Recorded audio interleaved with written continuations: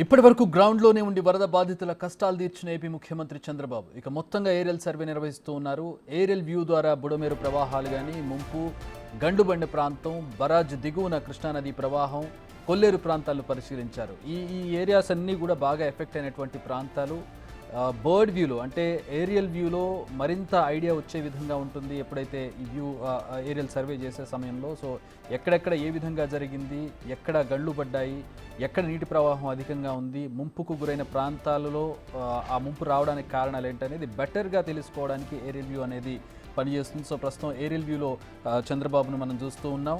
నిన్నటి వరకు కూడా చంద్రబాబు కాలినడకనే మొత్తం ఎక్కడైతే ముంపు ప్రాంతాలు ఉన్నాయో అక్కడికి వెళ్ళారు, ఎక్కడైతే గండ్లు పడ్డాయో అక్కడికి వెళ్ళి చూశారు. బుడమేరు కావచ్చు, ఏలూరు కాలువ కావచ్చు, ఈ ప్రాంతాలన్నీ కూడా ఎఫెక్ట్ అయినటువంటి ప్రాంతాలన్నీ కూడా ఆయన కాలినడకన వెళ్ళి చూశారు. ఇప్పుడు ఆయన ఏరియల్ వ్యూలో ప్రస్తుతం ఎట్లా ఉంది పరిస్థితి, ఎక్కడెక్కడ ఏ విధమైనటువంటి నష్టం జరిగిందని అంచనా వేయడానికి ఏరియల్ వ్యూ ద్వారా వెళ్తున్నటువంటి దృశ్యాలను మనం చూస్తూ ఉన్నాం. బుడమేరు ప్రవాహాలు కావచ్చు, గండ్లు పడినటువంటి ప్రాంతం కావచ్చు, బరాజ్ దిగువన కృష్ణానది ప్రవాహానికి సంబంధించి, అలాగే ఈ బుడమేరు వెళ్ళి కొల్లేరులో కలుస్తుంది. ఆ కొల్లేరులో ఉన్నటువంటి పరిస్థితిని ఆయన పరిశీలిస్తూ ఉన్నారు.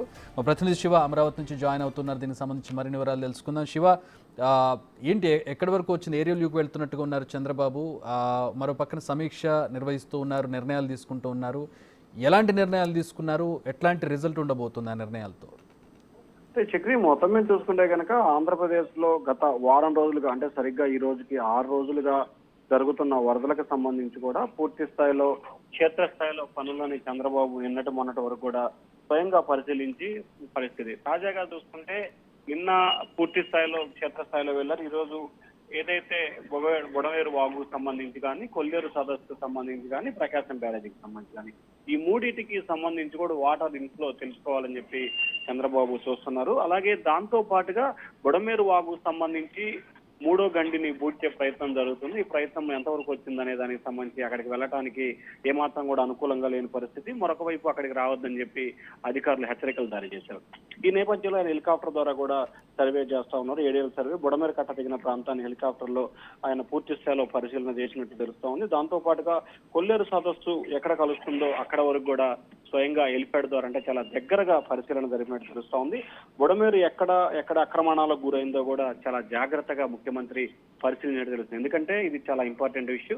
2 రోజుల క్రితం ఉప ముఖ్యమంత్రి పవన్ కళ్యాణ్ మీడియా సమావేశంలో మాట్లాడుతూ కూడా హైదరాబాద్ లో తెలంగాణ ముఖ్యమంత్రి రేవంత్ రెడ్డి ఏర్పాటు చేసిన హైడ్రాని ఆంధ్రప్రదేశ్ లో కూడా ఏర్పాటు చేసే ఆలోచన పరిశీలిస్తున్నామని చెప్పిన నేపథ్యంలో కూడా ముఖ్యమంత్రి చంద్రబాబు ఈ రోజు హెలికాప్టర్ లో ఏరియల్ సర్వేలో కూడా పూర్తి స్థాయిలో ఎక్కడెక్కడ ఆక్రమణాలకు గురయ్యి అసలు ఈ వాగు తెగి లోపలికి రావడానికి గల కారణాలు ఏంటి అనే దానికి సంబంధించి కూడా ఏరియల్ సర్వే ద్వారా చంద్రబాబు పరిశీలించడం జరిగింది. అలాగే బుడమేరుకు పడిన గండ్లను పూడ్చే విధంగా ఏ రకంగా పనులు కొనసాగుతున్నాయి, అక్కడ జరుగుతున్న సహాయక చర్యలు ఏంటి, అలాగే ఆర్మీ చీఫ్ సాంకేతిక విభాగం ఏ రకంగా సహాయ సహకారాలు అందిస్తోంది అనే దానికి సంబంధించి కూడా చంద్రబాబు పరిశీలన చేసినట్టు తెలుస్తోంది. అలాగే కొల్లేరు చుట్టూ ఉన్న కొల్లేరు చుట్టూ గ్రామాల తాజా పరిస్థితి ఏ రకంగా ఉంది, అక్కడ ఎన్ని గ్రామాలు ముంపుకు గురయ్యాయి, వాటికి సంబంధించి సురక్షమైన ప్రాంతాలు తరలించేందుకు తీసుకోవాల్సిన చర్యల మించి కూడా ఆయన దాన్ని పరిశీలించింది. అలాగే 3వ దానికి సంబంధించి ప్రకాశం బ్యారేజీ దాదాపుగా 3 రోజుల వ్యవధిలోనే సరిగ్గా బుధవారం మధ్యాహ్నం 11,41,000 క్యూసెక్కులు ఉన్న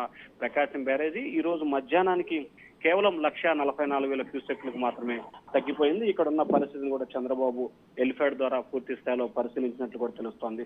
సో కృష్ణానది సముద్రంలో కలిసే హంసలదేవి ప్రాంతాన్ని, అలాగే కృష్ణానదిలో ఉన్న లంక గ్రామాలు, ఈ ప్రాంతాలన్నింటినీ కూడా ముఖ్యమంత్రి చంద్రబాబు మొత్తం 5 ప్రాంతాలని కూడా స్వయంగా ఏరియల్ వ్యూ ద్వారా పరిశీలించి దీనికి అనుగుణంగా ఎటువంటి ఏర్పాట్లు చేయాలి, ఏ రకంగా ముందుకు వెళ్ళాలి అంటే ఇప్పటికే పూర్తి స్థాయిలో వర్షం తగ్గింది, కొంత ఇన్ఫ్లో తగ్గటం, అలాగే లోతట్టు ప్రాంతాలన్నింటినీ కూడా పూర్తి స్థాయిలో సేవ్ చేసిన పరిస్థితి కనిపించింది. ఇంకా విజయవాడ నగరానికి సంబంధించి 1-2 ప్రాంతాలకు సంబంధించి మాత్రమే నీళ్లు ఉన్నాయి. మిగిలిన ప్రాంతాలంతా కూడా పూర్తి స్థాయిలో ఎవరిళ్లకు వాళ్ళు వెళ్ళే ఏర్పాట్లు చేశారు. ఉదయం నుంచి కూడా ప్రతి ఇంటికి ప్రభుత్వం నిత్యావసరకులు పంపిణీ చేస్తుంది. సో ఈ నేపథ్యంలో వరద తర్వాత తీసుకోవాల్సిన చర్యలు, భవిష్యత్తులో మళ్ళీ ఇటువంటి వరద వస్తే గనక ఏ రకంగా ఇటువంటి పరిస్థితి ఉత్పన్నం కాకుండా జాగ్రత్త చర్యలు అనే దానికి సంబంధించి మాత్రమే ఈ రోజు చంద్రబాబు ఏరియల్ సర్వే చేసినట్టు తెలుస్తా ఉంది. Chakri. All right, thanks for the updates Durga Reddy.